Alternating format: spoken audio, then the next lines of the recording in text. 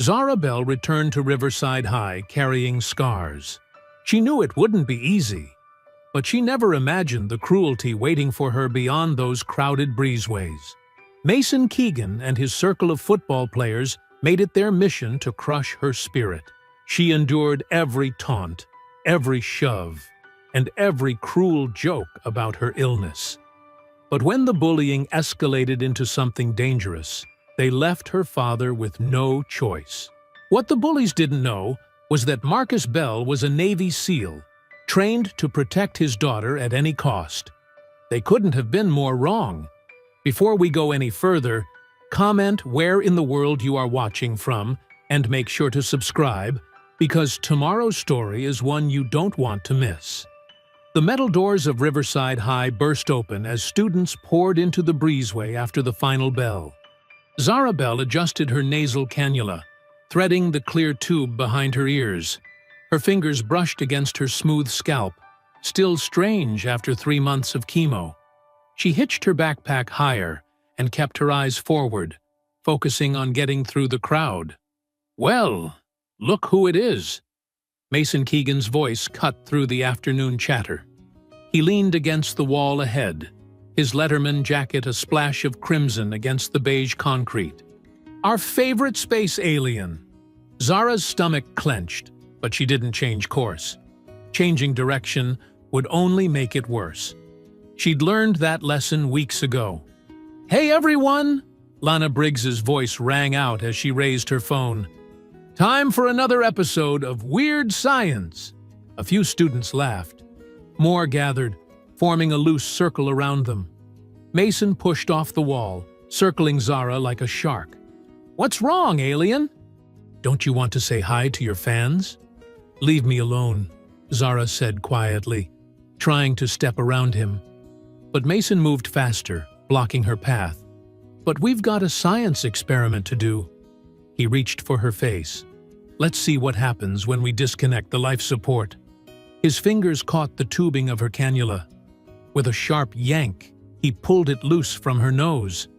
Pain shot through her nostrils as the tube whipped free. "Stop!" DJ Carter's voice boomed from behind them. He shoved through the crowd, his dark eyes blazing. "Back off, Mason." "Or what?" Mason's grin widened as he dangled the tube just out of Zara's reach. She tried to grab it, but he tossed it to one of his teammates. DJ launched himself at Mason, but 2 other players caught him mid-stride. They slammed him against the lockers with a metallic crash that echoed through the breezeway. "Keep recording," Lana squealed, bouncing on her toes as she filmed. "This is going viral for sure." Through the growing crowd, Zara spotted Coach Talbot standing by the gym doors. Their eyes met. He looked away, checking his clipboard as if he hadn't seen a thing. "Look, she's not even human anymore." Mason grabbed a water bottle from his bag and sprayed it in Zara's face. Cold droplets ran down her scalp, her neck, soaking into her blue t-shirt. Maybe she needs to be watered to grow her hair back. "Bald Barbie! Bald Barbie!" Lana started the chant, and several others joined in. The sound bounced off the walls, surrounding Zara like a cage of noise. Mason's teammates released DJ long enough to shove him to the ground. When he tried to get up, one of them planted a foot on his back. "Stay down, hero," the player sneered. "Unless you want to join the freak show." Mason advanced on Zara again, backing her against the lockers.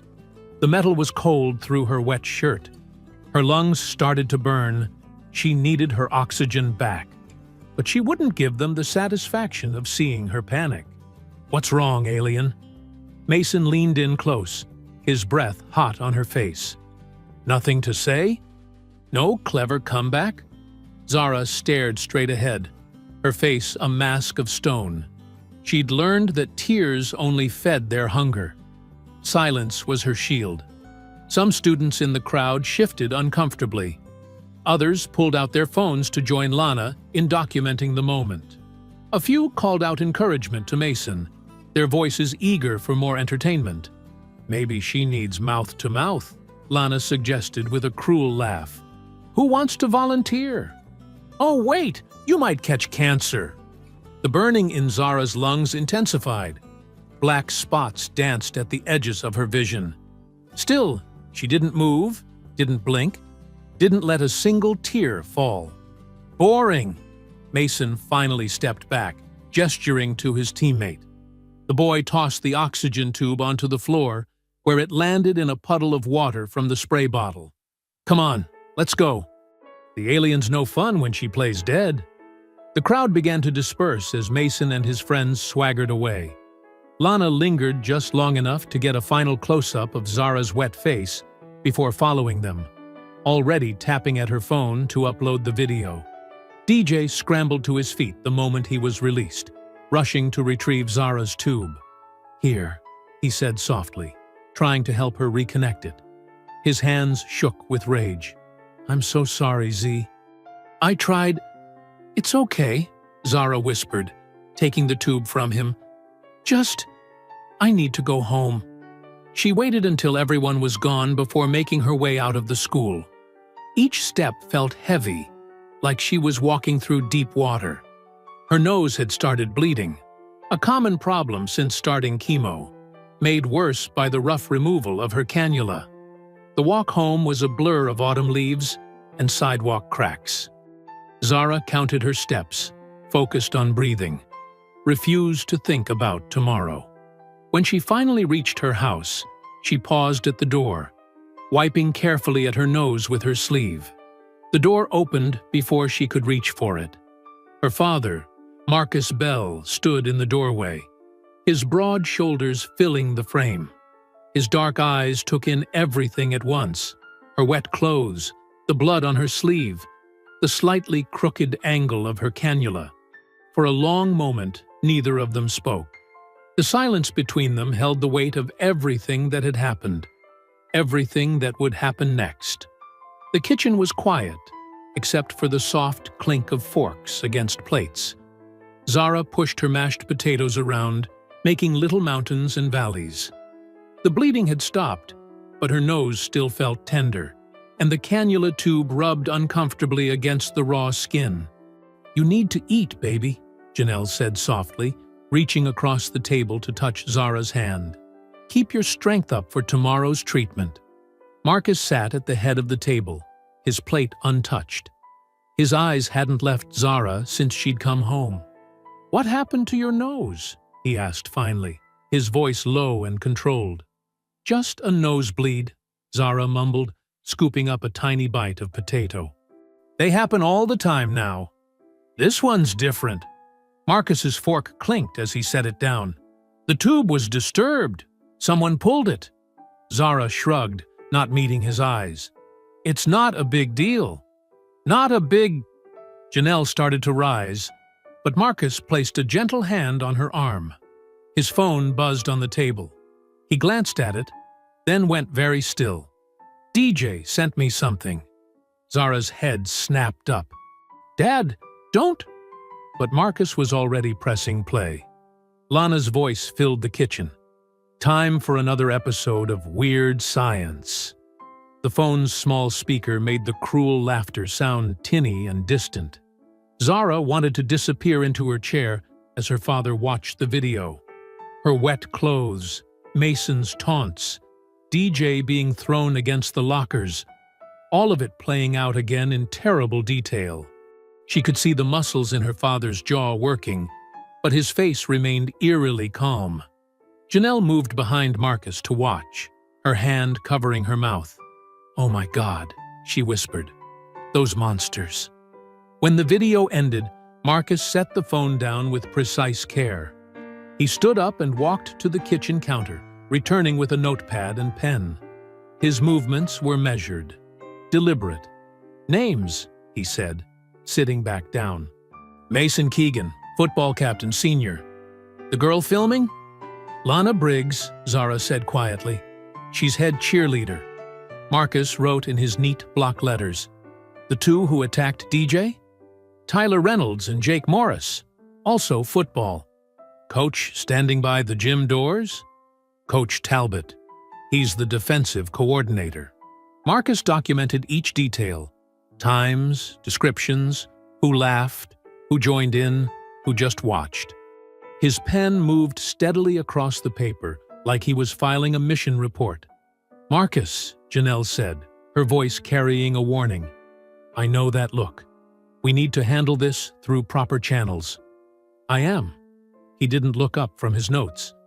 "I'm gathering intelligence, building a case." "Don't go military on this," Janelle insisted. "These are kids. Kids who assaulted our daughter." His voice remained level, but there was steel beneath the calm. Kids who interfered with her medical equipment. Kids who filmed it for entertainment. Zara pushed her plate away, her appetite completely gone. "Can I be excused?" Both parents turned to look at her, and she saw their expressions soften. Her mother's anger melted into concern, while her father's tactical focus gentled. "Of course, baby," Janelle said. "Do you need help with your evening meds?" "I got it." Zara stood carefully, steadying herself on the table. The lack of proper oxygen earlier had left her slightly dizzy. Marcus watched her, his pen still poised over the notepad. "We're not letting this continue, Zara." "I know." She managed a small smile. "You're probably already planning some crazy SEAL operation." "Nothing crazy." The corner of his mouth twitched. "Just precise." Later that night, Zara lay in bed, trying to focus on her book, but reading the same paragraph over and over.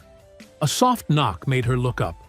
Marcus stood in the doorway, still in his day clothes despite the late hour. "Can I come in?" Zara nodded, setting her book aside. Her father crossed the room and sat on the edge of her bed, the mattress dipping under his weight. For a moment, he just looked at her, his eyes taking in her face like he was memorizing every detail. "I want you to understand something," he said finally. "What happened today? What's been happening? It stops now." "Dad?" "No."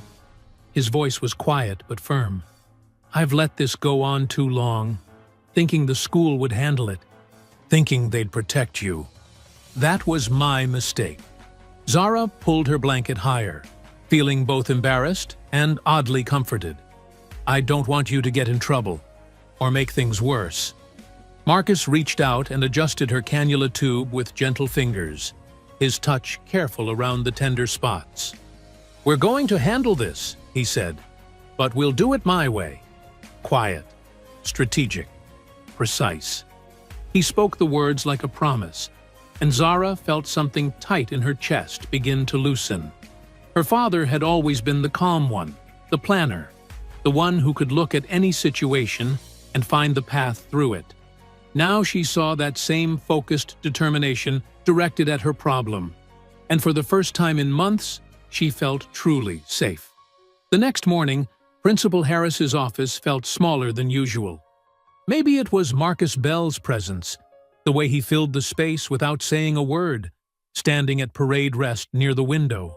Or maybe it was Evelyn Keegan's nervous energy as she paced behind her son's chair. Officer Randall leaned against the wall, trying to look bored. "Mrs. Keegan, you really didn't need to come down for this. When someone accuses my Mason of assault, I absolutely need to be here." Evelyn's heels clicked sharply on the tile floor. Principal Harris sat behind his desk, tugging at his collar. The morning sun streamed through the blinds, casting stripes across the scattered papers before him. Mason slumped in his chair, avoiding everyone's eyes. "Mr. Bell," Harris began, "I understand you have concerns about yesterday's incident." Marcus stepped forward and placed a thick manila folder on the desk. Not concerns. Evidence. He opened the folder with precise movements, laying out photographs, written statements, and time-stamped screenshots from the video. His hands moved with military efficiency, arranging everything in perfect rows. At 3:42 p.m., Mason Keegan and 3 other students cornered my daughter in the East Breezeway. Marcus's voice was calm, almost conversational. They deliberately interfered with her medical equipment, specifically her nasal cannula, which provides necessary oxygen supplementation during her chemotherapy treatment. Now wait just a minute, Evelyn cut in. You can't prove. Page 3. Marcus tapped a crystal-clear photo showing Mason's hand on Zara's oxygen tube. Downloaded from your son's friend's public social media post. Page 4 shows the resulting nose trauma. Page 5 contains witness statements from 12 students. Officer Randall pushed off the wall. Look, kid's roughhouse. It's normal. Intentionally disrupting medical equipment is assault, Marcus continued, as if Randall hadn't spoken. The video evidence shows premeditation. They targeted her specifically, planned the attack, and recorded it for entertainment. Principal Harris shuffled through the papers, his face growing paler. Mr. Bell, while this behavior is certainly concerning, page 7 details the school's legal obligations regarding student safety and medical accommodations. Marcus's finger moved to another document. Page 8 outlines the relevant criminal statutes. Page 9 contains my daughter's medical documentation, including the necessity of continuous oxygen support. Mason sank lower in his chair. Evelyn stopped pacing. The law is very clear about interfering with medical devices, Marcus said, his voice still measured but carrying an edge of steel. As is the school's policy on filming and distributing videos of assaults on school grounds. This is ridiculous, Evelyn snapped. Mason would never intentionally hurt anyone. And that girl, Marcus cut in, turning to face her fully, is my daughter, who has stage 3 lymphoma, who needs supplemental oxygen to breathe, who your son attacked, filmed, and humiliated for fun. The room went very quiet. Even Randall looked uncomfortable. Principal Harris cleared his throat. Given the thoroughness of this documentation, I believe immediate action is warranted. He straightened in his chair. 2-week suspension for all students involved. And the football game this Friday will be canceled. Canceled? Mason sat up straight for the first time. You can't do that. It's homecoming. I absolutely can, Harris said, some authority finally entering his voice. And I am. This is outrageous, Evelyn hissed. Do you know how many people come to these games? The boosters, the college scouts? Should have thought about that before filming an assault, Marcus said quietly. Evelyn whirled on him. You think you can just walk in here with your military background and intimidate everyone? This is a school matter. No, Mrs. Keegan. Marcus gathered his documents back into the folder with precise movements. This is a legal matter. The school can handle the disciplinary side, or I can file charges. Your choice. Officer Randall finally pushed himself fully upright. Now hold on. Filing charges seems excessive. Does it? Marcus turned those steady eyes on him. Were you on duty yesterday, Officer Randall? Did you review the incident report? Or did you decide it wasn't worth your time? Randall's face flushed. There was no formal complaint. There is now. Marcus placed the folder back under his arm. Principal Harris, I trust you'll handle this appropriately. If not, these documents go to the school board, the superintendent, and my lawyer, in that order. He moved toward the door, then paused. One more thing. He turned back, his voice still calm, but carrying something that made everyone in the room sit straighter. If anyone retaliates against my daughter or her friend DJ, if anyone so much as looks at her oxygen tube wrong, we'll skip the school discipline entirely and go straight to legal charges. Are we clear? Principal Harris nodded quickly. Crystal clear, Mr. Bell. Mason and the others will begin their suspension immediately. Marcus gave one sharp nod and left, closing the door quietly behind him. The office remained silent for several long moments. Then Evelyn grabbed Mason's arm, pulling him up roughly. Come on, she snapped. We're leaving. They stormed out into the hallway, Mason trailing behind his mother like a sullen shadow. Once they were away from the office, Evelyn stopped and turned to her son. Her voice dropped to a whisper, but her eyes burned with fury. "Don't worry about any of this," she hissed, straightening his collar with sharp movements. "I'll fix this. You'll be back on that field." Mason nodded, but his eyes darted nervously toward the main entrance where Marcus Bell's tall figure could still be seen walking away, straight-backed and purposeful, like a man who had just completed the first phase of a much larger mission. The morning sun painted long shadows across the school hallway as Zara made her way to her locker. Her new oxygen tube felt stiff and foreign against her face, a replacement for the one Mason had damaged. DJ walked beside her, closer than usual, his eyes scanning the corridor like a guard. "You sure you're okay being back?" he asked quietly. Zara nodded, adjusting the tube behind her ear. "Can't hide forever." The hallway wasn't as crowded as usual. Word of Marcus Bell's visit to the principal's office had spread fast, and students gave Zara a wider berth than before. Some watched her with newfound curiosity, others with obvious discomfort. She reached her locker and took a deep breath, steadying herself. The combination lock clicked familiarly under her fingers. 12-24-36. The metal door swung open with a creak. Zara froze. Oxygen masks, at least a dozen of them, spilled out of her locker. Each one was smeared with thick black paint, making them look like twisted, mocking faces. They tumbled to the floor at her feet, a grotesque pile of medical supplies turned into weapons of humiliation. A piece of paper fluttered down last, landing face up on top of the masks. Written in the same black paint, "No air for you." The hallway went silent.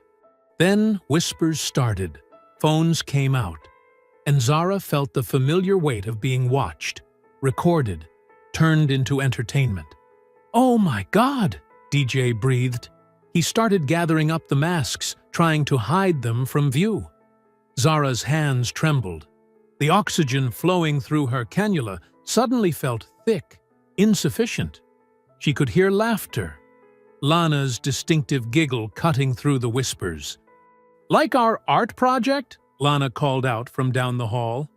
She stood with two other girls, all wearing their cheerleading uniforms despite being suspended. "We thought you needed some spares."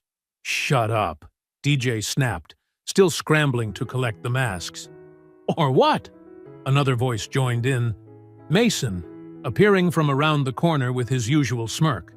"Your seal daddy gonna come back and try to scare us again?" Zara's chest tightened. The fluorescent lights seemed too bright, the hallway too narrow. Every breath felt like a struggle, but not because of her illness. "What's wrong, Cancer Girl?" Lana pressed, stepping closer. "Can't breathe?" Something snapped inside Zara. All the quiet dignity she'd maintained, all the careful silence. It shattered like glass. "Enough!" Her voice echoed off the lockers, startling everyone into silence. She turned to face her tormentors, yanking her cannula free. "You want this so bad? Here!"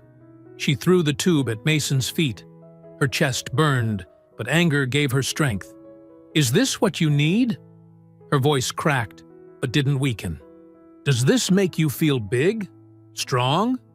Picking on the sick girl because you're too pathetic to face your own problems?" Mason's smirk faltered. Students in the hallway lowered their phones, caught between shock and fascination. "You think I'm ashamed of this?" Zara gestured to her bald head, her voice rising. "I'm fighting cancer. What's your excuse for being a monster?" Lana took a step back, her confident pose cracking. "We were just..." "Just what?" Zara advanced on them, her fury making them retreat. "Just having fun? Just showing everyone how cruel you can be? Congratulations, you succeeded. You proved you can bully a girl with cancer. Want a trophy for that?" DJ touched her arm. "Zara, your oxygen..." She shrugged him off. "No, they want to see me struggle to breathe? Fine. Watch." She faced Mason directly. "This is what it feels like. Every day, every minute. But I'm still here, still standing. What's your superpower? Mason's face had gone pale. Other students were backing away, but no one could look away. The hallway felt charged with electricity. My dad? Zara continued, her voice hoarse but strong. He taught me that bullies are just cowards in disguise. Prove him wrong. Try fighting someone who can fight back. Through the windows, a tall figure caught her eye. Marcus stood in the parking lot, perfectly still, watching. Even from this distance, his presence seemed to fill the space. Mason followed her gaze and saw Marcus too. The blood drained from his face. He doesn't need to threaten you, Zara said, quieter now but no less intense. He just needs to watch. Because that's what you're afraid of, isn't it? Someone seeing who you really are? DJ held out her cannula, and this time Zara took it. Her hands shook as she reattached it, but her eyes never left Mason's face. Next time you want to mess with my air, she said, drawing in a deep breath through the tube. Remember this moment. Remember that I chose to take it off. You didn't win. You never will. The bell rang, making everyone jump. Students began hurrying to class, giving the scene a wide berth. Mason and Lana backed away, their usual confidence shattered. As they retreated, Mason glanced once more toward the parking lot. Marcus hadn't moved. He stood at parade rest, his stance casual, but his attention laser-focused. When Mason met his gaze, Marcus didn't wave or nod or make any gesture at all. He simply watched, his stillness more unnerving than any threat could be. The bullies disappeared around the corner, leaving Zara leaning against her locker, adrenaline fading into exhaustion.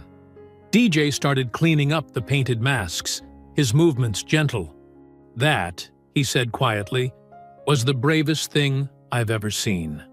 Zara closed her eyes, feeling the oxygen flow through her tube. Through the window, she knew her father was still watching, standing guard like a sentinel. The emergency meeting was called within an hour of the locker incident. Marcus sat alone at one end of the conference table in Principal Harris's office, his posture relaxed, but his eyes sharp. Across from him, Evelyn Keegan perched in her chair like royalty, flanked by Officer Randall and Coach Talbot. Principal Harris cleared his throat. Mr. Bell, we need to discuss this morning's incident. Which part? Marcus's voice was quiet, controlled. The painted oxygen masks? Or my daughter having to defend herself because no one else would? Evelyn leaned forward, her pearl necklace catching the fluorescent light. Mr. Bell, these children were merely playing. Perhaps in poor taste, but playing. Marcus placed his phone on the table, the video of the hallway confrontation already queued up. Is this what you call playing, Mrs. Keegan? The video played, showing the masks tumbling from Zara's locker. Officer Randall shifted uncomfortably in his chair while Coach Talbot studied his hands. Teenagers can be rough sometimes, Coach Talbot offered weakly. Boys will be? Don't. Marcus's single word cut through the air like a knife. Don't finish that sentence. Principal Harris dabbed his forehead with a handkerchief. Mr. Bell, we understand your concern, but do you? Marcus's calm was unnerving. He pulled out a thick folder and began laying out photographs. The vandalized masks, screenshots of social media posts mocking Zara, time-stamped security footage showing Mason and his friends near Zara's locker early that morning. This is harassment, he continued. Targeted, systematic, and documented. Evelyn's perfectly maintained smile tightened. Mr. Bell, your military background might be causing you to see threats where there are only pranks. In fact, she straightened in her chair, your behavior has several parents concerned. My behavior? Marcus raised an eyebrow. Yes. Evelyn's voice dripped with false concern. Stalking the school grounds, intimidating minors, using psychological warfare tactics. Psychological warfare. Marcus almost smiled. Is that what you call standing quietly in a parking lot? Officer Randall cleared his throat. We've received complaints about you appearing suddenly behind students, following them. You mean being present at public school events? Attending football games? Standing in plain sight? Coach Talbot jumped in, his voice strained. Mason says you whispered threats to him. I told him I see everything he does. Marcus's voice remained level. That's not a threat, Coach. That's a fact. Through the office window, Marcus noticed Ms. Santos passing by. She paused briefly, making eye contact, before sliding a folded note under the door and continuing down the hall. Evelyn's perfectly manicured nails tapped the table. Mr. Bell, let me be clear. If you continue this aggressive behavior, we will be forced to take legal action. Legal action? Marcus leaned back, his calm never wavering. For what exactly? Documentation? Observation? Standing still? For creating an atmosphere of fear. Like the atmosphere my daughter lives in every day? Marcus interrupted softly. The one where she can't reach her locker without being assaulted? Where she can't breathe without being mocked? Principal Harris raised his hands placatingly. Perhaps we could find a compromise. There is no compromise with bullies, Marcus stated flatly. You're all so worried about my military background? Then you should know. I understand escalation of force. I understand proportional response. Everything I've done has been measured, legal, and in plain sight. Are you threatening us? Officer Randall's hand drifted toward his hip. Marcus's laugh was short and without humor. Officer, if I were threatening you, there would be no doubt. He stood slowly, gathering his documents. But since you're all so concerned about my presence, let me be clear. I will continue to protect my daughter. I will continue to document every incident. I will continue to stand witness. Mr. Bell, Evelyn started, but Marcus held up a hand.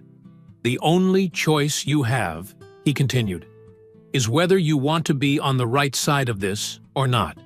Because this ends one of two ways. Either you do your jobs and protect these kids, or I make sure everyone knows exactly why you didn't. He moved toward the door, pausing to pick up Ms. Santos's note. You can't intimidate us, Evelyn called after him, but her voice wavered slightly. Marcus turned back, his expression unchanging. Mrs. Keegan, if you think this is intimidation, you don't know me at all. This is just me paying attention. He glanced at Officer Randall. And I suggest you start paying attention too. Because next time your officers conveniently look away while my daughter is being assaulted, I'll have that documented as well. Coach Talbot stood up suddenly. Now wait just a minute. No, Coach. Waiting is over. You've had chances to stop this. Instead, you chose sides. Marcus's hand rested on the doorknob. Remember that choice. It's going to matter soon. He stepped into the hallway, unfolding Ms. Santos's note as he walked. Behind him, he could hear Evelyn's voice rising in pitch, demanding action, protection, consequences. But Marcus was already reading the note. I have documentation. Years of ignored complaints. When you're ready. Santos. The empty corridor echoed with his measured footsteps as he headed toward the exit. The afternoon sun cast his shadow long against the lockers. The same lockers where his daughter had finally found her voice that morning. As he pushed through the heavy doors into the parking lot, Marcus muttered under his breath, just loud enough for his own ears, "You've made this a battlefield." The morning air was crisp and heavy with dew as Mason strutted across the empty school parking lot. He arrived early for football practice, his cleats clicking against the asphalt, his breath visible in the pre-dawn chill. The lot was deserted except for a few cars belonging to the maintenance staff. Mason reached for his phone, typing out a message to coordinate the day's torments for Zara. His fingers paused mid-text when he felt it. A presence. The hair on the back of his neck stood up. "Good morning, Mason." Mason spun around, his phone clattering to the ground. Marcus Bell stood less than 3 feet behind him, hands clasped behind his back, wearing a plain black jacket and jeans. His expression was neutral, almost pleasant, but his eyes were cold and focused. How long were you?" Mason's voice cracked. "Long enough?" Marcus's voice was soft, conversational. He bent down and picked up Mason's phone, examining the unfinished text message before holding it out. "Planning your day?" Mason snatched the phone back, trying to summon his usual swagger. "You can't be here. My mom said—" "Your mother said a lot of things." Marcus took a single step forward, and Mason instinctively stepped back. "But here's what matters. I made a promise to my daughter, and I keep my promises. Is that supposed to scare me?" Mason's attempt at bravado was undermined by the tremor in his voice. Marcus smiled slightly. "Fear is a choice, Mason. Right now, you're choosing to be afraid because you know what you've done. You know what you are." A car door slammed in the distance, making Mason jump. Marcus didn't even blink. "I'm not afraid of you," Mason insisted, but his eyes darted around, looking for witnesses, for help. "Yes, you are." Marcus's voice remained calm, almost gentle. "But not because I'm threatening you. I haven't touched you, haven't raised my voice, haven't done anything but stand here and talk." He tilted his head slightly. "So, why are you shaking, Mason?" Mason hadn't even noticed his hands were trembling until Marcus pointed it out. He shoved them into his pockets. "My mom will—" "Your mother can't protect you from the truth," Marcus interrupted. "She can't hide what you are forever. The kind of person who attacks someone fighting cancer? Who mocks their struggle to breathe?" He shook his head slowly. "That truth will follow you. Long after high school, long after football seasons and pep rallies. That's who you'll be." A group of players appeared at the far end of the lot, heading toward the field. Mason started to call out to them, but the words died in his throat when Marcus took another calm step forward. "You have a choice," Marcus continued, his voice dropping lower. "You can be the person who realized he was wrong and changed. Or you can be the coward who needed his mother to fight his battles while he tortured a sick girl." He smiled again, and this time it reached his eyes. "Choose wisely." Mason backed away, nearly tripping over his own feet. "You're crazy. Everyone knows you're crazy." "No, Mason. Everyone knows I'm patient. I'm methodical. I document everything." Marcus pulled out his phone, showing a screen full of video thumbnails. Every push, every taunt, every time you thought no one was watching. He pocketed the phone. "I see everything." The sound of cleats on pavement grew closer as Mason's teammates approached. Marcus didn't move, didn't look away from Mason's face. "They're coming," Mason said, trying to sound threatening. "You should go." "Should I?" Marcus's eyebrow raised slightly. "Or should I show them the videos? Let them see their captain for who he really is?" Mason's face went pale. "You can't." "I can do a lot of things, Mason. Legally, publicly, thoroughly." Marcus's voice hardened just slightly. "The question is, what are you going to do?" The teammates were almost upon them now. Mason looked desperately between them and Marcus, who still hadn't moved. "Think about it," Marcus said, his voice barely above a whisper. "Think about it every time you look at my daughter. Every time you consider hurting her. Remember this moment. Remember that I'm watching. And make better choices." He stepped aside just as the other players arrived, greeting Mason with shouted hellos and shoulder slaps. Mason stood frozen, staring at the spot where Marcus had been standing. "Yo, Mason, you okay?" one of his friends asked. You look like you saw a ghost." Mason's head snapped around, scanning the parking lot. Marcus was gone. No footsteps, no sound, just gone like he'd never been there. But Mason could still feel those eyes on him, could still hear that calm voice promising consequences. Later that morning, Mason burst into his mother's home office, his practice clothes still damp with sweat, his eyes wild. "He was there again!" Mason's voice cracked with panic. "He just appeared out of nowhere. He knows everything. He has videos. He—" "Calm down," Evelyn commanded, rising from her desk. "Who was where?" "Bell, Zara's father. He's everywhere.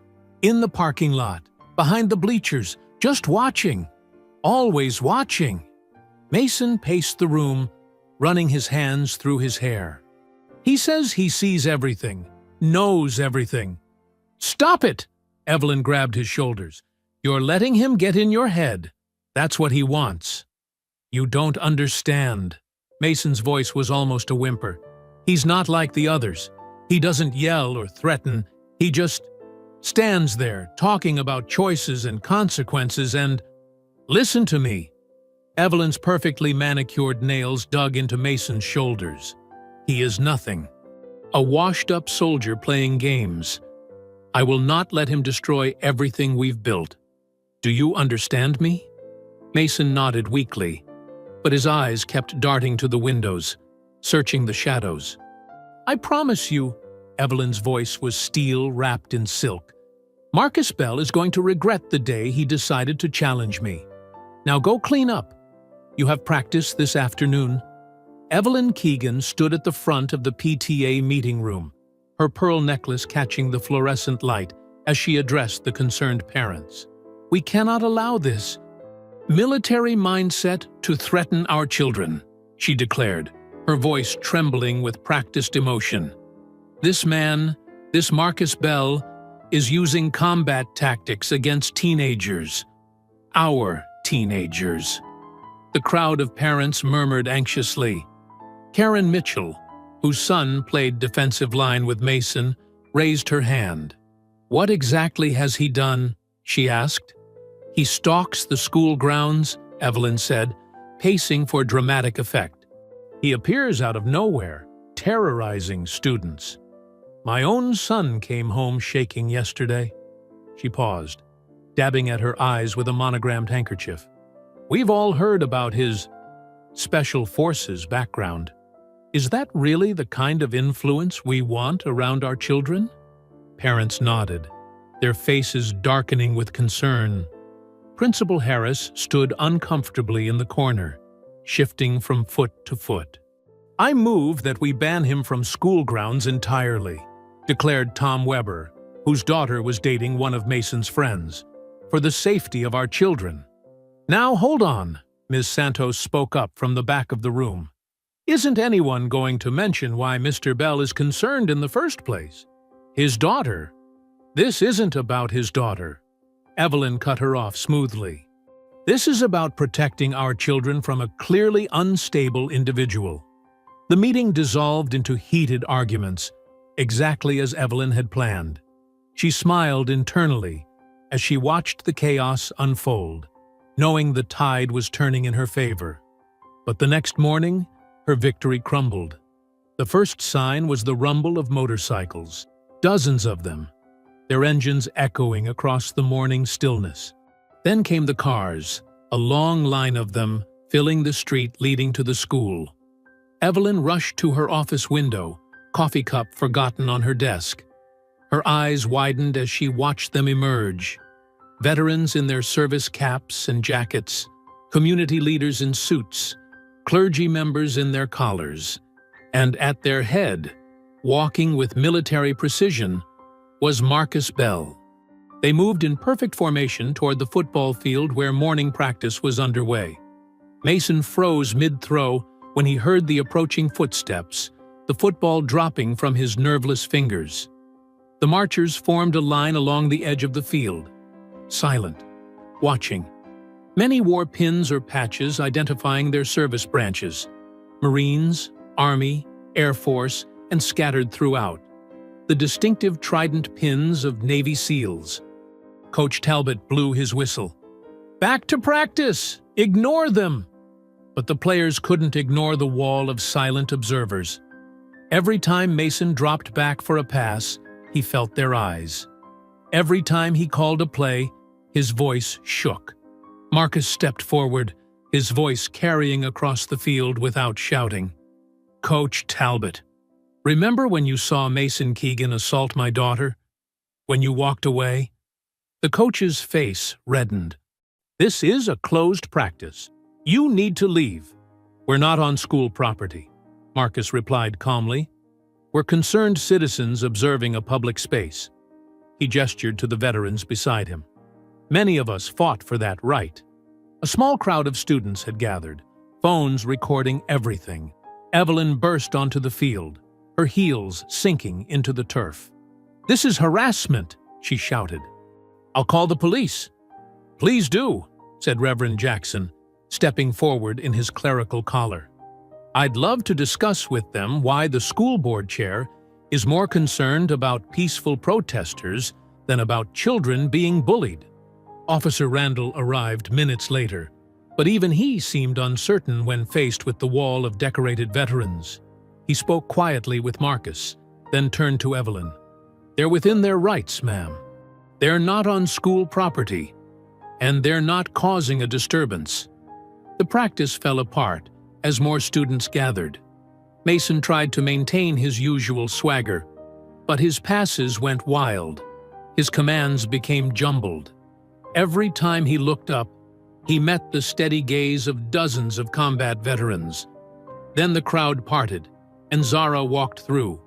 She wore her usual jeans and t-shirt, her nasal cannula in place, but her head was held high. DJ walked beside her, along with several other students who had joined the march.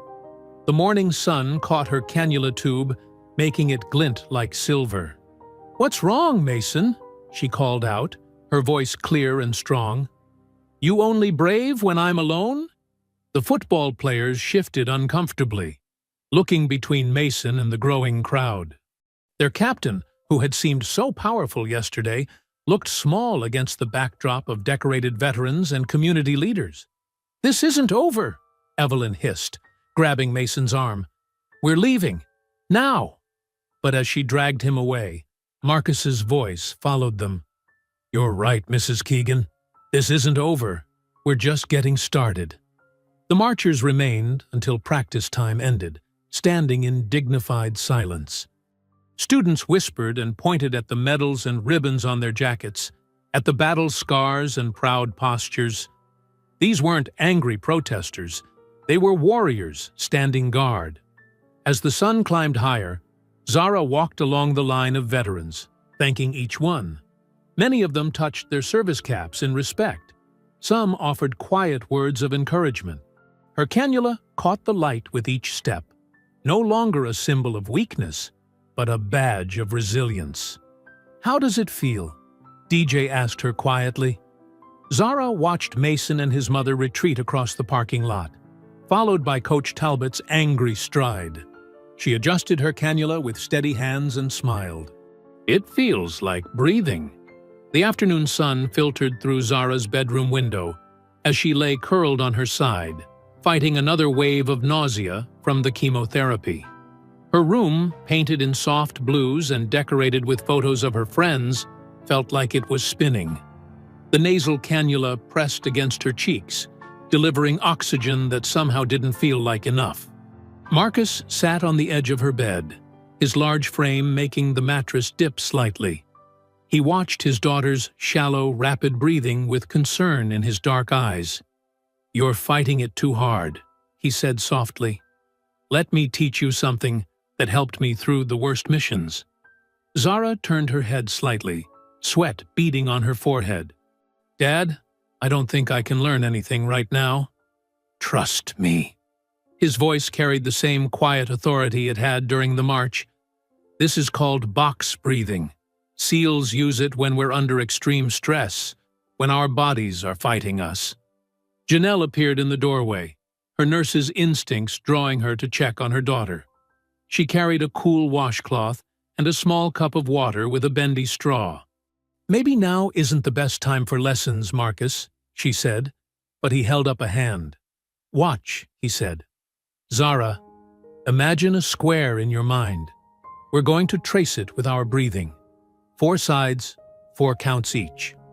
Zara's fingers clutched her blanket, but she nodded weakly. Marcus gently took her hand, using her index finger to trace an invisible square in the air. First side, breathe in through your nose for 4 counts. Slow and steady. He demonstrated, his chest rising as he counted 1, 2, 3, 4. Zara tried to follow, her breath shaky. "That's it. Now hold that breath as we trace the second side. 1, 2, 3, 4. Janelle moved closer, watching as her daughter's breathing began to sync with Marcus's guidance. Third side, exhale through your mouth. 4 counts. Let it all go. His voice remained steady, anchoring. 1, 2, 3, 4. Zara's exhale was ragged but controlled. Last side, hold empty for 4 counts, then we start again. He squeezed her hand gently. 1, 2, 3, 4. They repeated the pattern. With each cycle, Zara's breathing became more controlled. The tension in her shoulders began to ease. "That's my girl," Marcus murmured. "You're taking command of your air. Just like a seal." Janelle sat on the other side of the bed, applying the cool washcloth to Zara's forehead. "Keep going, baby. You're doing great." They continued the box breathing exercise, Marcus's deep voice counting steadily. After several minutes, Zara's nausea began to subside. Her breathing fell into a natural rhythm with the pattern. "When I was in training," Marcus said softly, still holding her hand, "there were times when I thought I couldn't take another step, couldn't take another breath. But this technique, it reminded me that I was in control. Not my body's panic, not the situation. Me." Zara opened her eyes fully for the first time since they'd started. "Did it help during missions?" Marcus nodded, a small smile touching his lips. "Before every drop, every firefight, every time we had to be still and silent for hours." He traced another invisible square. 4 sides, 4 counts, simple as that. "But it's not just about breathing, is it?" Janelle asked, understanding dawning in her eyes. "No," Marcus agreed. "It's about focus, discipline, showing your body who's in charge." He looked at Zara proudly. "Those bullies tried to take your air, but they can't touch this. This belongs to you." Zara practiced the technique again, this time without Marcus counting. Her finger traced the invisible square on her blanket as she breathed. "The nausea's better," she said, after a few minutes, surprise in her voice. "Keep practicing," Marcus encouraged. "Whenever you feel overwhelmed, in the hallway, during treatment, anywhere, remember the box. Draw it in your mind." Janelle adjusted Zara's pillows, helping her sit up slightly. "Small sips," she instructed, offering the water. Zara took careful drinks through the straw, her hands steadier than before. "Tomorrow, we'll work on combat breathing," Marcus said, his tone lighter. "It's like box breathing's aggressive cousin." That earned a small laugh from Zara. "Do I want to know?" "Probably not," Janelle interjected, but she was smiling too. One breathing technique at a time. They sat together as the afternoon light shifted, creating long shadows on the bedroom wall. Zara continued practicing, each cycle stronger than the last. Her color improved gradually, the worst of the chemo's effects easing under the combination of the breathing exercise and her mother's careful nursing. Marcus watched his daughter master the technique that had carried him through the darkest moments of his military career. Her determination, her quiet strength, it moved something deep in his chest.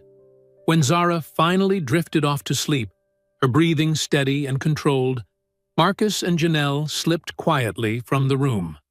In the hallway, he pulled his wife close, his voice barely a whisper. She's tougher than any soldier I've known." The doorbell rang just as Marcus finished cleaning the dinner dishes.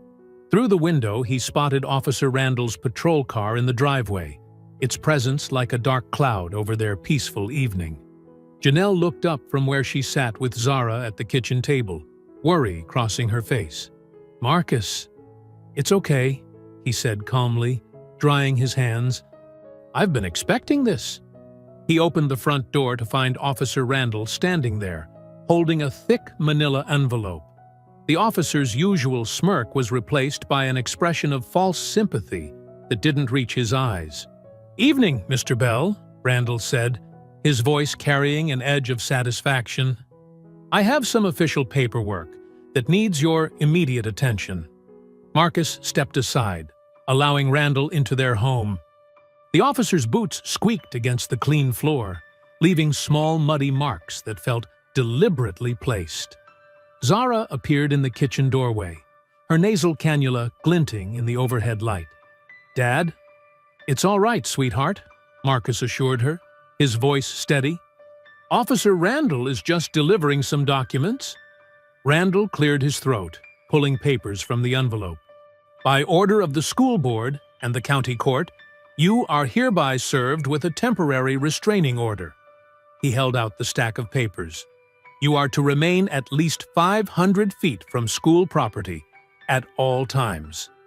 Marcus took the documents, his face unreadable. He scanned the first page while Janelle moved to stand beside him, reading over his shoulder. "This is ridiculous," Janelle said, her voice tight with anger. "On what grounds?" Randall adopted an official tone.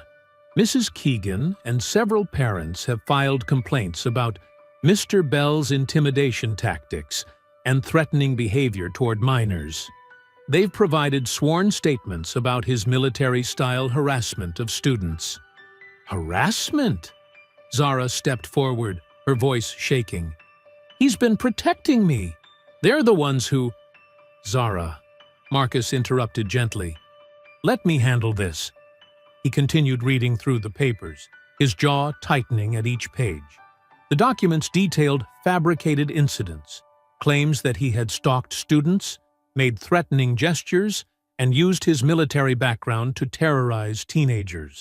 "The football team has been fully reinstated," Randall added, clearly enjoying this part. Mrs. Keegan felt their suspension was an overreaction to simple teenage roughhousing. Zara's face went pale. "Roughhousing? They tried to." "Furthermore," Randall spoke over her, "any violation of this order will result in your immediate arrest, Mr. Bell. You are not to attend school events, enter school grounds, or approach any student from Riverside High." Marcus set the papers on the coffee table, his movements deliberate and controlled. "And my daughter's safety?" "The school has appropriate measures in place," Randall replied dismissively.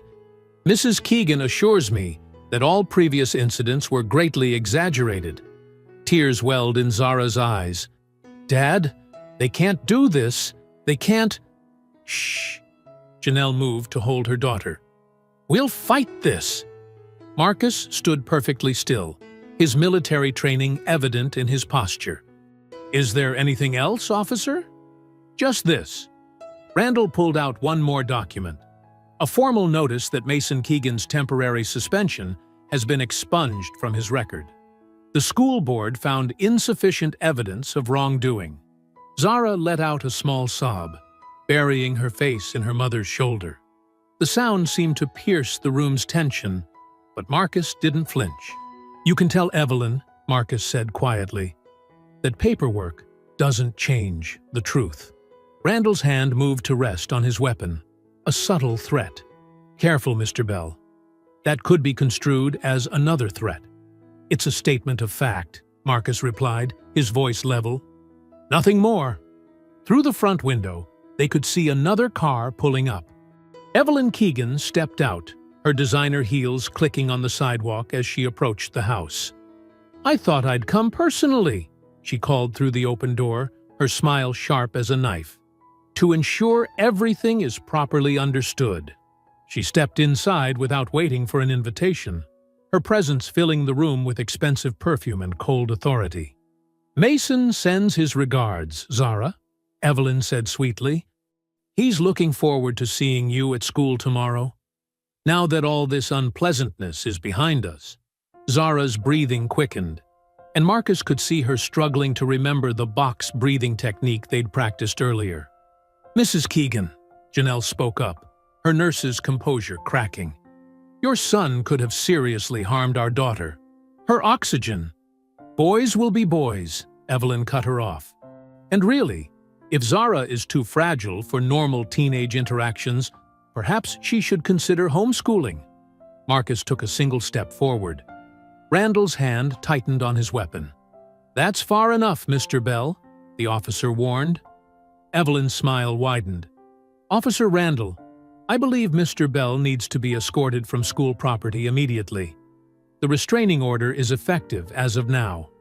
"This is our home," Janelle protested. "The order specifies he must leave immediately," Randall confirmed, gesturing toward the door. "Mr. Bell?"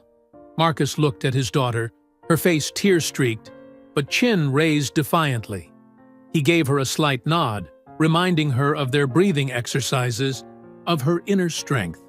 "I'll walk myself out," he said calmly. "Janelle, call Alan Martinez. He's expecting to hear from us." As Marcus stepped onto the porch, Evelyn's voice carried after him, dripping with satisfaction. "Don't worry, Mr. Bell. We'll take good care of Zara." He didn't turn around, didn't give her the satisfaction of seeing any reaction. But as he walked down his own driveway, forced away from his family by false accusations and corrupted authority, his mind was already formulating plans. The cafeteria buzzed with its usual lunchtime chaos. Zara sat with DJ at their corner table, picking at her sandwich while trying to ignore the stares and whispers. Her oxygen tube felt heavier today, a constant reminder of her vulnerability without her father's protection. "You barely touched your food," DJ said, pushing his chocolate pudding toward her. "Come on, you need your strength." Zara managed a weak smile. "I'm not really hungry." "Your dad would want you to eat," DJ insisted, his voice gentle but firm. "Remember what he taught us about keeping our bodies strong?" She nodded, forcing herself to take another bite. The sandwich tasted like cardboard in her mouth, but DJ was right. Her father's voice echoed in her head. "Your body is your first line of defense." Across the cafeteria, Mason and his football teammates sprawled across their usual table, laughing loudly. Every few minutes, Mason would glance in their direction, his smirk growing wider each time. "Just ignore them," DJ muttered, but his hands were clenched into fists under the table. Zara finished half her sandwich and stood up. "I need to throw this away." "I'll come with you." DJ started to rise, but Zara shook her head. "I can handle walking to the trash can," she said, trying to sound stronger than she felt. "I'm not completely helpless." She made her way between the tables, conscious of her tube, of her bare head, of every step. The trash can was only 20 feet away, but it felt like crossing a minefield. She could feel Mason's eyes following her. Just as she reached to dump her tray, a foot shot out. Mason had moved so quietly she hadn't noticed him approaching. His leg caught her ankle, and suddenly the floor was rushing up to meet her. She hit hard, her tray clattering, milk spilling across the linoleum. The impact yanked her cannula loose, and immediately her chest tightened as the precious oxygen flow was disrupted. "Oops," Mason's voice dripped with fake concern. "Should watch where you're going, Baldy." Laughter erupted around them. Phones appeared, recording her struggle. Zara tried to push herself up, gasping, but her arms shook too much. "Look, she's like a fish out of water," someone called out. More laughter, more phones, more humiliation burning through her veins. DJ's chair scraped back violently. "You son of a... DJ, don't!" Zara wheezed. Her father's voice again. "Smart, not angry. Strategic, not reactive. "What's going on here?" Mrs. Santos's sharp voice cut through the chaos. The English teacher pushed through the crowd, her face darkening as she took in the scene. "Just an accident," Mason said smoothly, backing away. She tripped. Ms. Santos knelt beside Zara, helping her sit up. With practiced movements, she retrieved the cannula and properly repositioned it. Zara took deep, desperate breaths as the oxygen flow restored.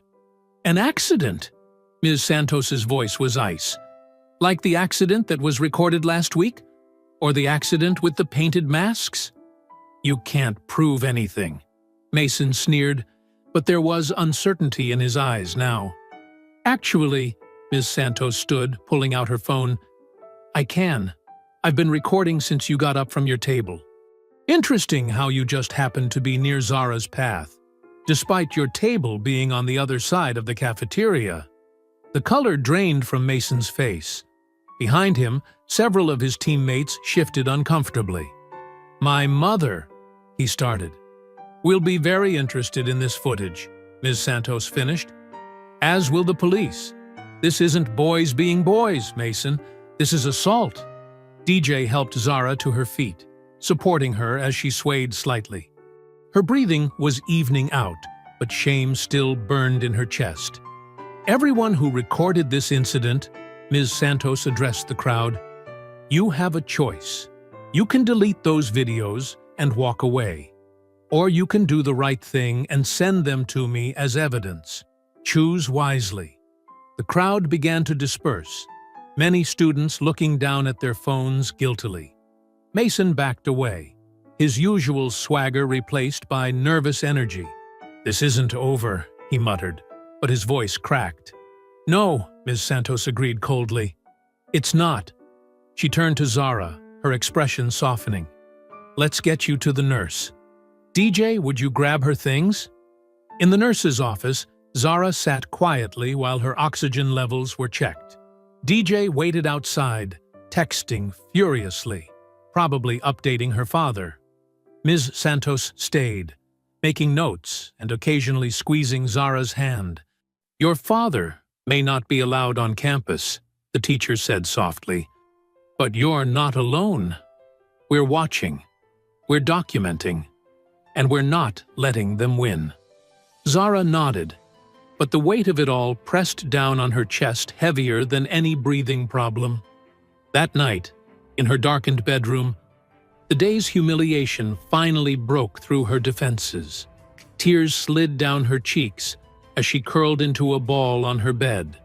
"I can't keep fighting," she whispered into her pillow, her voice barely audible. "I'm not strong enough." In the hallway, Marcus stood silent, his fists clenched so tight his knuckles were white. Every fiber of his military training screamed at him to act, to protect, to strike back. But he remained still, listening to his daughter's quiet sobs, bound by legal papers and corrupt power to stay away from those who hurt her. His jaw clenched as another sob drifted through the door. In all his years of service, no enemy fire had ever hurt like this, standing helpless while his child suffered. Marcus sat at his kitchen table, surrounded by papers and his laptop. 3 cell phones lay before him, burners, untraceable. His military training had taught him that information was power, and right now, he needed every advantage he could get. The first text came from DJ.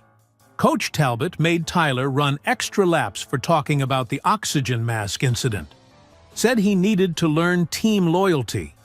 Marcus noted it down in his growing digital file. His fingers moved methodically across the keyboard, each entry tagged and cross-referenced like a military intelligence report. His second phone buzzed. This one connected to a network of local veterans he'd activated. Jim Thompson, former Army Ranger. "My kid says Mason bragged about getting away with stuff because his mom handles it. Said there used to be write-ups that disappeared." The pattern was emerging. Marcus had seen this before in war zones, corruption protected by layers of bureaucracy and fear. He'd learned to pull those layers apart, thread by thread. The doorbell rang. Marcus moved silently to the door, checking through the peephole. Suiks.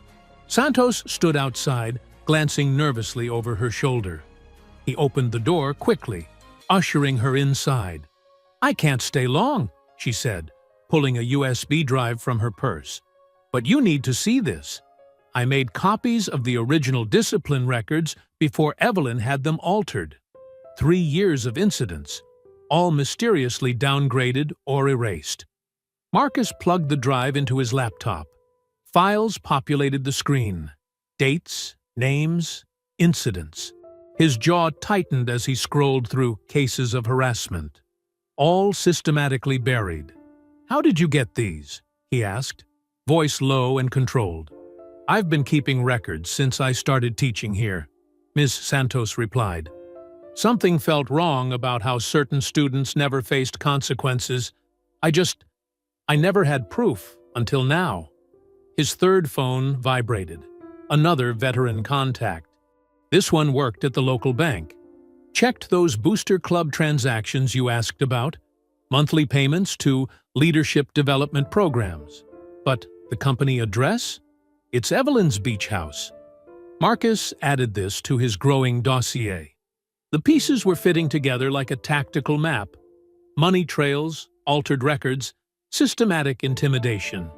He'd tracked terrorist cells with less organization than this. DJ arrived after school, bringing more intel from the ground. He sat at the table, his young face serious as he reported. "The football team has these special training weekends," DJ explained, making air quotes. "But Tyler told me they're really parties at some beach house. Parents pay for it through the booster club, calling it character development or something." Marcus nodded, adding this confirmation to his files. "Any witnesses?" "Some kids took pictures, but they're scared to share them," DJ said. "Mason's got dirt on everyone, and they know his mom will come after their families. Fear keeps systems like this in place," Marcus explained, his voice carrying the weight of experience. "People stay quiet because they think they're alone." He showed DJ the growing evidence wall in his home office. Photos, documents, financial records, all connected with red string like a military briefing board.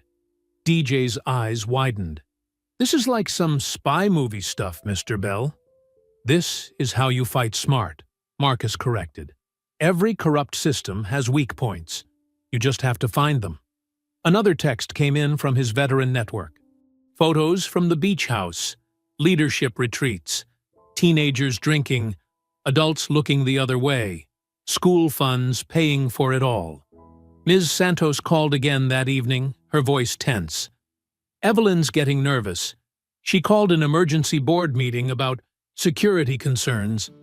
She knows something's happening." "Let her worry," Marcus replied calmly. "Pressure makes people sloppy."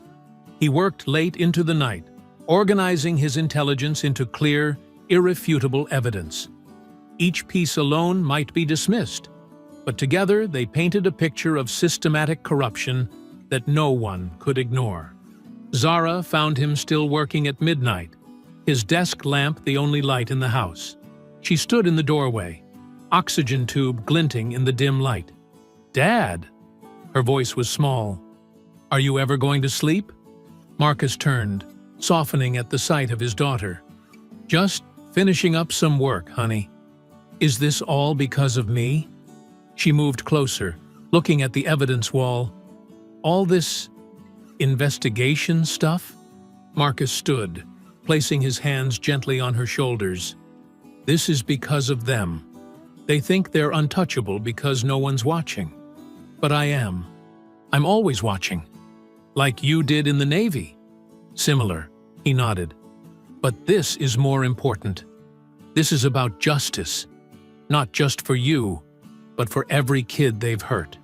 Zara studied the wall of evidence, her expression hardening with understanding. "They think they got rid of you by banning you from school." "That's their mistake," Marcus said quietly. "They don't understand that sometimes the biggest threats are the ones you can't see."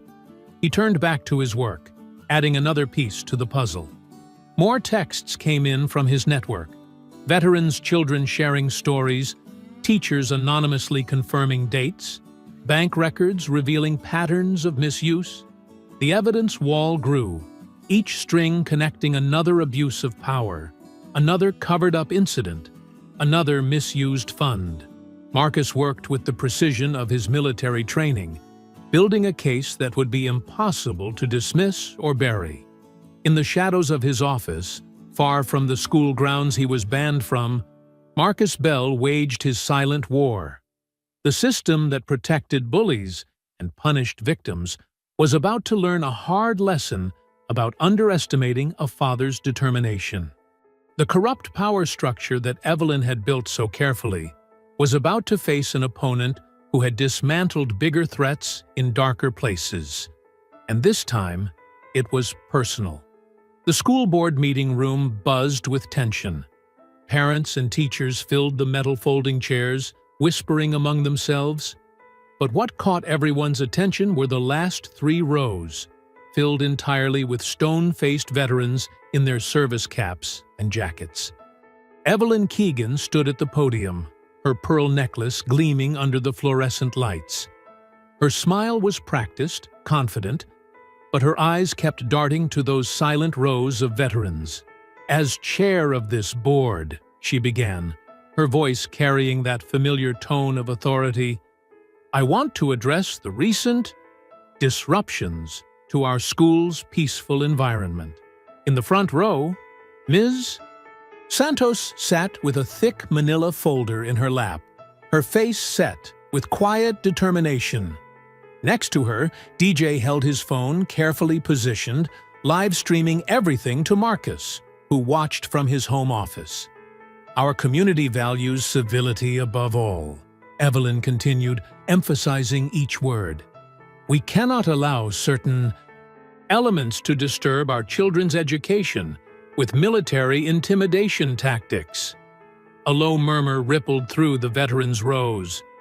None spoke, but their presence alone seemed to fill the room with unspoken challenge. Marcus watched the live stream, his 3 phones lined up before him. He typed rapid-fire instructions to his network. "Thompson, share those financial records now."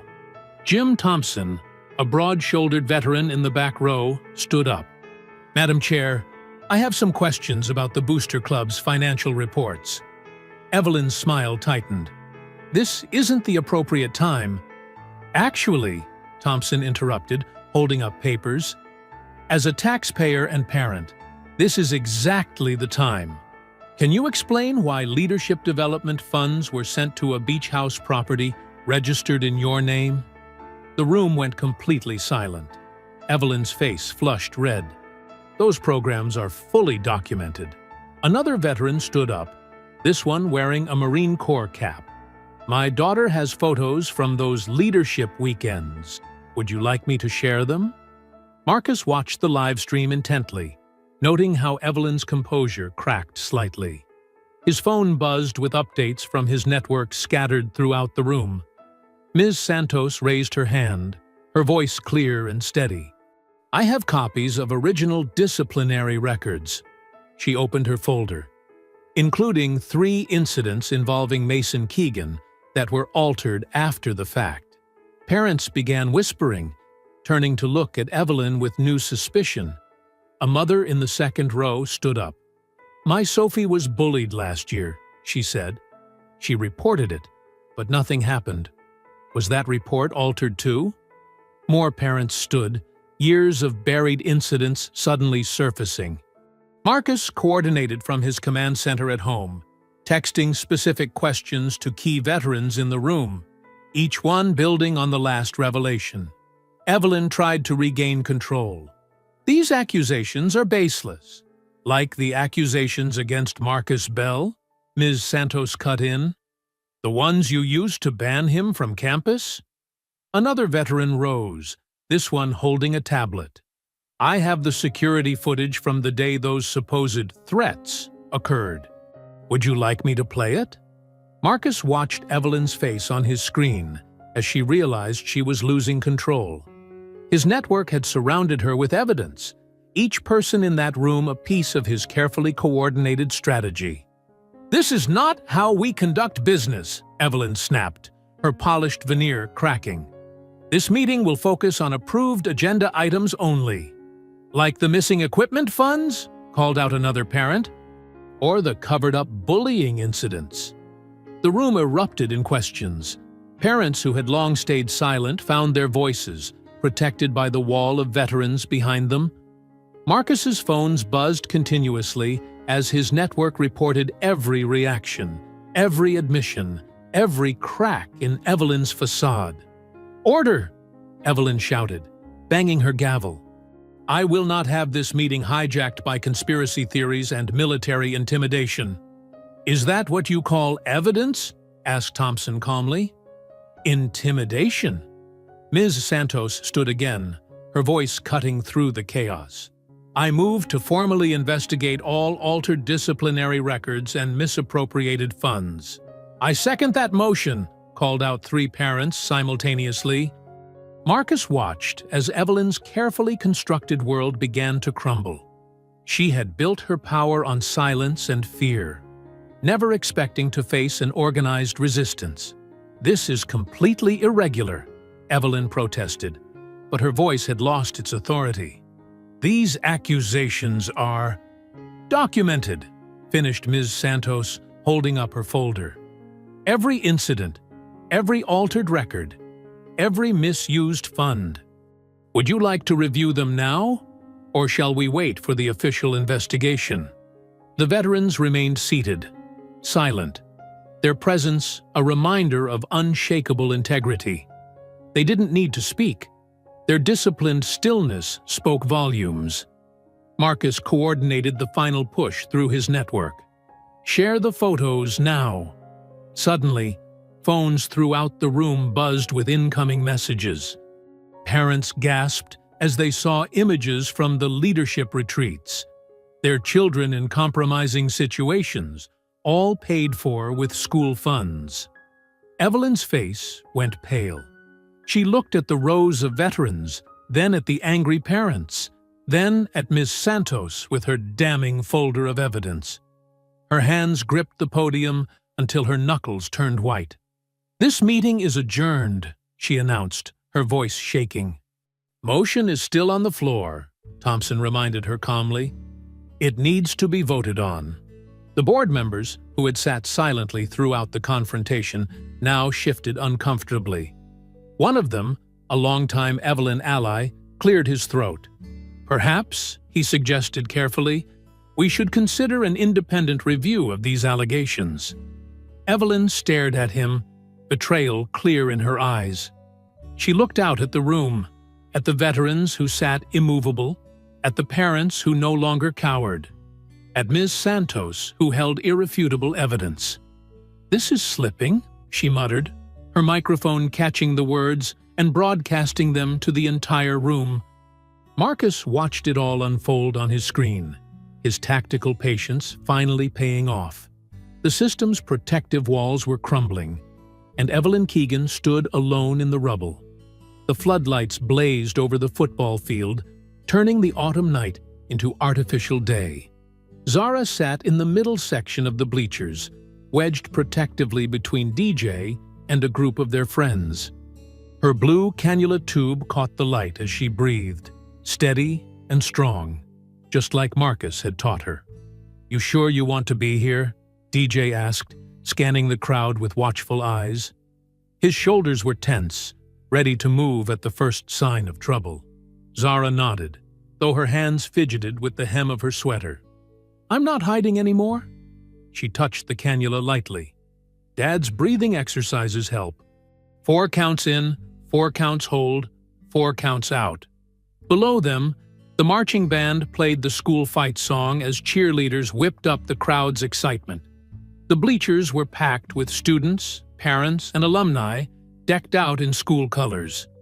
Everyone seemed caught up in the homecoming spirit, everyone except Mason's group. From her seat, Zara could see Mason and his teammates huddled near the locker room entrance. They kept glancing her way, then checking their phones. Something about their body language made her stomach twist. They're planning something, DJ muttered, following her gaze. Mason's been too quiet lately. Near the VIP section, Evelyn Keegan sat with other board members, her pearl necklace gleaming. She had positioned several parents with cameras around the bleachers, supposedly to capture homecoming memories. But their lenses seemed more focused on Zara than the field. "Your dad's got people watching," DJ reminded her, nodding toward the veterans scattered throughout the crowd. Though Marcus couldn't be there himself, his network was in place. Thompson sat 3 rows behind them, and other vets were positioned strategically around the stadium. The game began, but Zara barely watched. She was too aware of Mason's group moving through the crowd, slowly working their way closer to her section. During halftime, she saw them conferring with Evelyn near the concession stand. Mason's mother handed him something small that glinted under the lights. "I need to use the bathroom," Zara said, standing up. Her legs felt shaky. "I'll come with you," DJ offered immediately. "No," Zara shook her head. "I need a minute alone. Just keep watch?" DJ frowned but nodded. "I've got eyes on you. Thompson's watching too." Zara made her way down the bleacher steps carefully, one hand steadying her cannula. The bathroom was behind the home side bleachers, requiring her to walk through the shadowy space underneath the stands. Music and cheering from above made the metal structure vibrate. She had just passed the main support beam when she heard footsteps behind her. Before she could turn, Mason's voice cut through the noise. "All alone, oxygen girl?" Zara's heart jumped, but she kept walking, focusing on her breathing. 4 counts in, 4 counts hold. "Hey!" Mason called louder. "I'm talking to you." More footsteps joined his. Zara could see the bathroom ahead, but Mason and 2 of his teammates now blocked her path. Their Letterman jackets seemed to glow red in the dim light. "My dad's veterans are watching," she warned, proud that her voice didn't shake. Mason's smirk widened. "Yeah, but they're up there." He pointed to the bleachers overhead. "And we're down here. Mom's got it all arranged. When you accidentally trip and pull out your own tube, everyone will see what an attention-seeking faker you are." Zara backed up, but her shoulders hit the chain-link fence that enclosed the under-bleacher area. Mason moved closer, his hand reaching for her cannula tube. "Smile for the cameras," he taunted. "Mom's got people ready to record your latest accident." The band's music thundered overhead, drowning out all other sounds. Zara pressed herself against the fence, her fingers gripping the metal links. She could feel her pulse pounding in her throat, but Marcus's training kept her breathing steady. 4 counts in, she assessed her surroundings, just like her father taught her. 4 counts hold, she noted Mason's stance, his overconfident balance. 4 counts out, she saw DJ's shadow appear at the edge of the bleachers, his phone recording everything. Mason's fingers were inches from her tube now. His usual gang of followers clustered behind him, their phones raised to capture the moment. They had backed her into this corner, thinking they had won. "Your dad can't protect you anymore," Mason sneered, close enough now that she could smell his cologne. "After tonight, everyone will know you're just playing sick for attention." Zara felt the fence press into her back, saw Mason's hand reach for her lifeline, heard the cruel laughter of his friends. The moment stretched like a rubber band pulled too tight, ready to snap. Above them, the crowd roared for a touchdown, and the bleachers shook with stomping feet. Mason's fingers brushed her cannula tube, his smirk growing wider with each inch he moved closer. The phones recorded steadily, ready to capture whatever story Evelyn had planned to spin. "Time to breathe on your own," Mason whispered, his hand closing around the tube. Before Mason could yank the tube, a wall of bodies materialized from the shadows. Veterans in their service jackets formed a solid line between Zara and her tormentors. DJ's phone kept recording as Mason stumbled backward, startled by their sudden appearance. "What's wrong, Mason?" A familiar voice cut through the darkness. "You seem nervous." Marcus Bell stepped out from behind the veterans, his movements fluid and controlled. He wore his own Navy SEAL jacket, combat boots silent on the gravel. Despite being legally barred from school grounds, he projected an air of absolute authority. You can't be here," Mason stammered, backing away. "My mom has a restraining order." "Actually," Marcus held up an official-looking document, "that order was just vacated by a judge about 20 minutes ago." Funny timing, isn't it? More figures emerged from the shadows, local news reporters with cameras, school board members who weren't in Evelyn's pocket, and Officer Martinez from the county police. They formed a circle, trapping Mason and his friends against the fence where they'd tried to corner Zara. "DJ," Marcus called without taking his eyes off Mason. "You got everything on video?" "Yes, sir." DJ held up his phone. "Live streaming to the school's social media right now. About 3,000 viewers and climbing." Mason's friends lowered their phones, looking uncertain. Above them, the game continued, but a murmur was spreading through the crowd as people noticed their phones lighting up with notifications. "Mason," Marcus said quietly, "I've spent my entire career hunting people who abuse power. Did you really think I wouldn't notice the pattern? The deleted files? The missing complaints?" He pulled out a thick folder and began laying out documents on a nearby equipment table. Every erased disciplinary record, every lost security tape, every falsified incident report, and the money trail, your mother's creative accounting with the booster fund to pay for her cover-ups. Thompson, one of the veterans, held up his phone. "Live streaming this too, sir." Mason's face had gone pale. He looked around wildly, but his backup was already melting away, leaving him alone. "You can't prove anything," he said, but his voice cracked. "Can't I?" Marcus spread out more papers. "Here's the paperwork showing your mother ordered the security cameras turned off during specific incidents. Here's proof she pressured teachers to change their reports. Here's the documentation of how she used booster funds for special consulting, really paying off witnesses to stay quiet." The crowd under the bleachers had grown. Students peered through the fence, phones recording. Mason tried to push past the veterans, but they held firm. "Your mother's quite thorough," Marcus continued, his voice carrying clearly in the tense silence. "She documented everything, probably to keep leverage over her co-conspirators.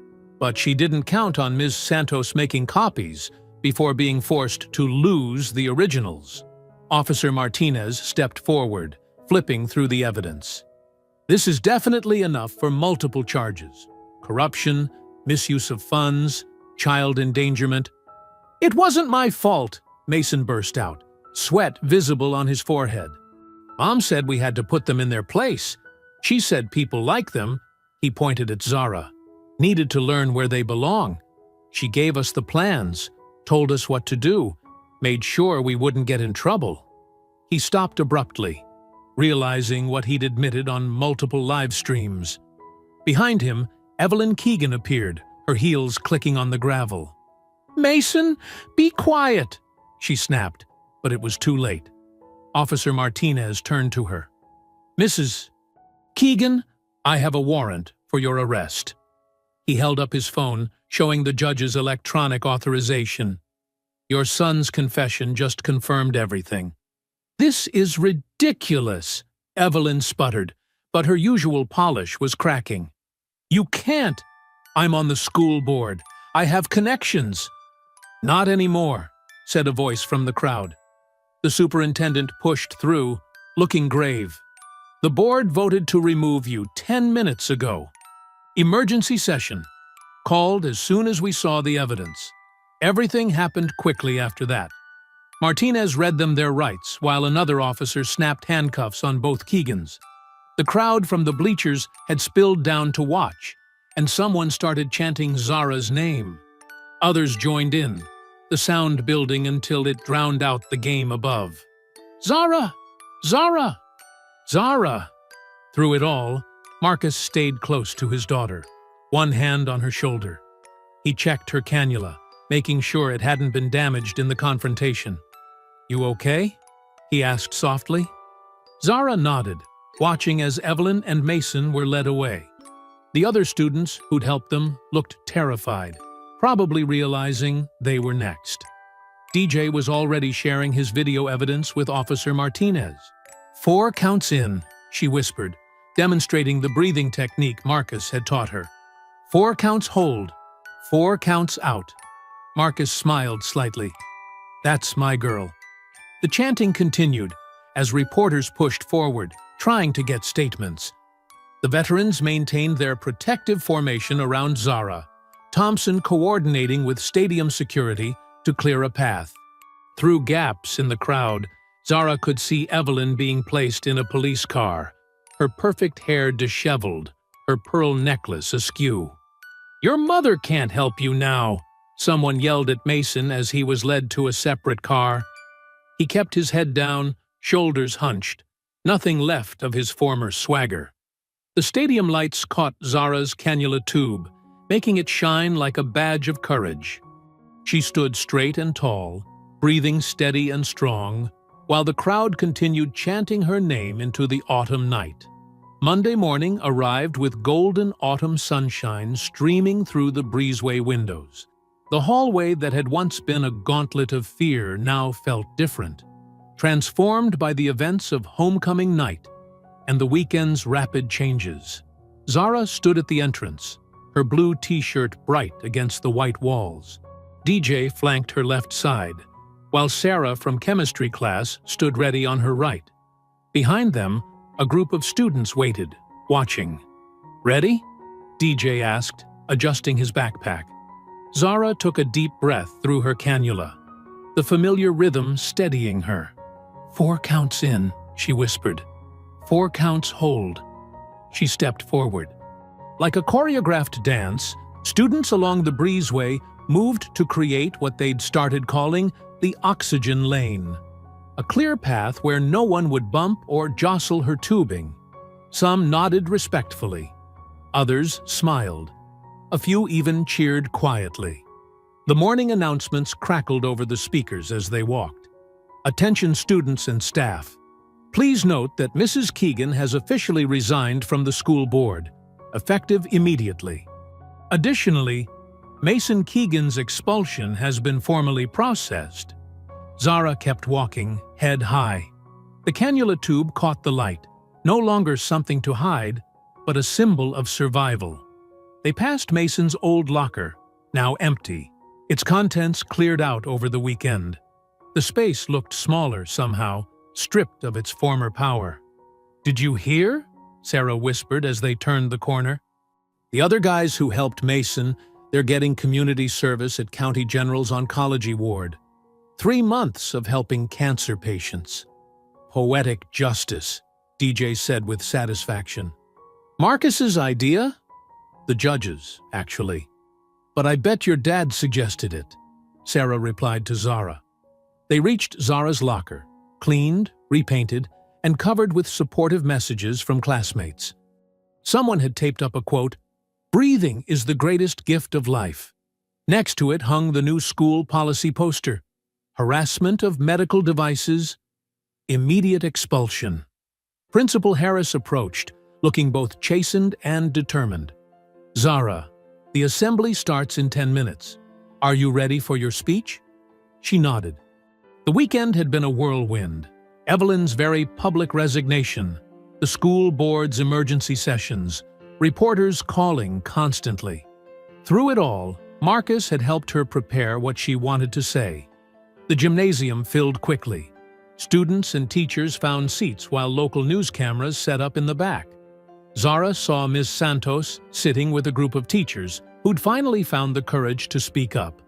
Officer Martinez stood by the door, representing the new police liaison program. Principal Harris stepped to the microphone. "This past week has shown us where we failed as a school community. The corruption that allowed bullying to flourish has been exposed and removed. But more importantly, we've seen extraordinary courage. Zara barely heard the rest. She focused on her breathing, just as Marcus had taught her. In the bleachers, she spotted her father sitting with his fellow veterans. He gave her a small nod. When it was her turn, Zara walked to the podium. Her cannula tube trailed behind her, catching the light. The gymnasium fell silent. "Last week in this very room," she began, her voice clear and steady, "someone tried to take my breath away. They thought my illness made me weak. They thought my difference made me a target." She paused, looking out at the faces, some guilty, some supportive, all attentive. "But here's what they didn't understand. Every breath I take is a victory. Every step with this tube is an act of courage. Not just for me, but for anyone who's ever been told they don't belong." The silence deepened. Even the camera operators stood motionless. "You can take my hair," Zara continued, touching her bare head. "Chemo already did that. You can challenge my health. I fight that battle every day. You can even try to take my air." She held up her cannula. "But you will never, ever take my dignity." The gymnasium erupted in applause. DJ led a standing ovation while Ms. Santos wiped tears from her eyes. In the bleachers, Marcus sat perfectly still, but his pride filled the room.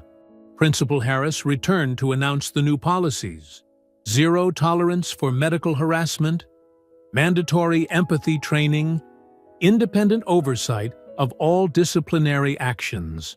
But the real change was visible in the students' faces. The recognition that silence in the face of cruelty made them complicit. After the assembly, Zara walked back through the breezeway with her growing group of friends. The oxygen lane formed spontaneously now, students making space without being asked. Where fear had ruled, respect now flowed as naturally as breathing. Up in the empty bleachers, Marcus watched his daughter move through the crowd. His mission-focused tension had finally eased, replaced by quiet satisfaction. The corruption had been rooted out. The bullies faced real consequences. Most importantly, Zara walked tall, her dignity intact, and her breath flowing free. "When the air is honest," he whispered to himself, "breathing is easy." The autumn breeze caught Zara's tube, making it dance in the sunlight like a banner of victory. The breezeway that had once been a battlefield now felt like something else entirely. A place where every breath, every step, every moment of standing tall against cruelty mattered. A place where dignity, once defended, could finally flourish in the clean, clear air. I hope you enjoyed that story. Please share it with your friends and subscribe so that you do not miss out on the next one.